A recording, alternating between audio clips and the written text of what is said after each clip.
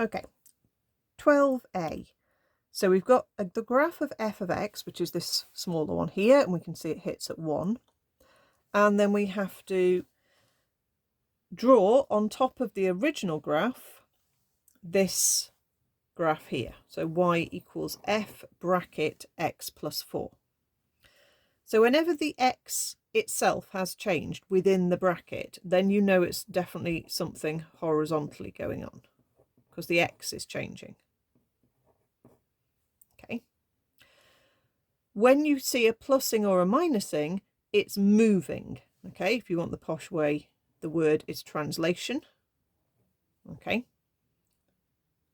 And then when it's horizontal, it goes the opposite way to what you see. So we're actually going to move it 4 units in the negative direction. So we're going to get that turns into a -3, and we're just going to try and draw something reasonably the same.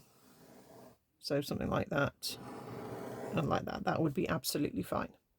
Okay, and that's all we have to do for part A. Okay, we'll do part B. No point making another little clip for this. So part B, we need to do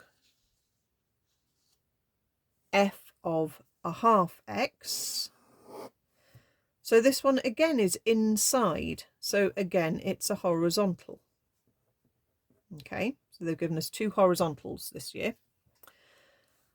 This time it's a timesing number, so that is a stretch. Okay, so addings and subtractings are moves. Timesing numbers or dividing numbers are stretches. So this is a little bit trickier to draw. We're going to stretch, and our scale factor is the reciprocal of the value we can see. So actually in this case, the scale factor is 2. So it's going to get wider. Okay, it's possibly like the opposite of what you're going to expect, but that's what happens with horizontal. Okay, so our graph is going to get wider. Now we've got to make sure we make it get wider from the right point. A really common mistake would be to keep this point here fixed, but it's not. This isn't going to move.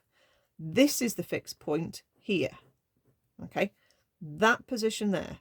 Because when you think that is your x being 0, so half of 0 is still 0. That's the bit that doesn't change when x is 0. So it's going to get wider from here, and it's going to get stretch from the axis. Okay, so a very common mistake I saw was that people would stretch just wider from this point here, but that is incorrect. Okay, it's actually going to get wider from this point. So the 1 is going to stretch out to a 2.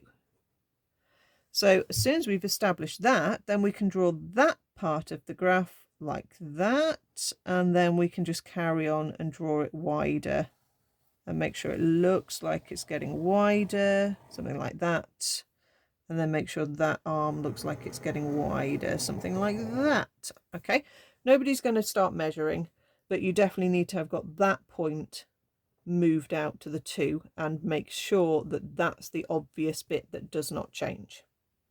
Okay, so that is a bit more tricky, that one.